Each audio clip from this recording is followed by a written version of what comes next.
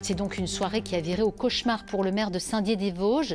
Bruno Toussaint était agressé physiquement, verbalement samedi soir alors qu'il profitait avec son épouse de la Nuit Blanche, un événement festif organisé par la ville. Bruno Toussaint a été violemment agressé par un ancien employé municipal alcoolisé.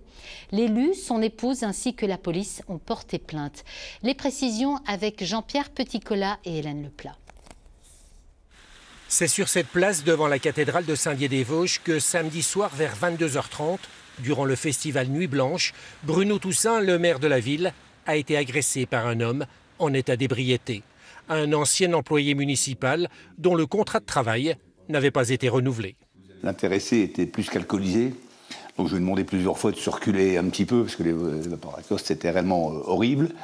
Et là, il a commencé à monter en puissance. On lui a redit que mon épouse va rentrer chez vous, vous avez votre compagne, vos enfants vous attendent, ne faites pas de bêtises, quoi. Et il n'a pas voulu comprendre, donc j'ai dit, le mieux c'est qu'on parte chacun de notre côté, puis on en reparlera une autre fois. Et quand je me suis retourné, je me suis pris un coup dans le dos.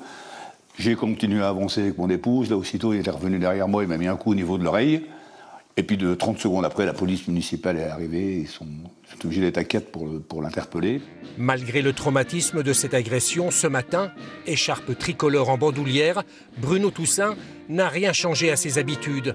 Il présidait la cérémonie du 14 juillet et ne songe pas renoncer à son mandat de maire, ni à son renouvellement.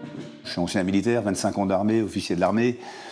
Quand quelqu'un est attaqué, c'est là qu'on est le plus fort et c'est là qu'on se défend. Donc il en faudra plus pour m'abattre, voilà. Bruno Toussaint et son épouse ont porté plainte ainsi que les 4 policiers municipaux qui ont eu beaucoup de difficultés à interpeller l'individu violent et alcoolisé. Un homme qui serait connu des services de police. Placé en garde à vue, il doit être jugé dès demain en comparution immédiate devant le tribunal d'Épinal.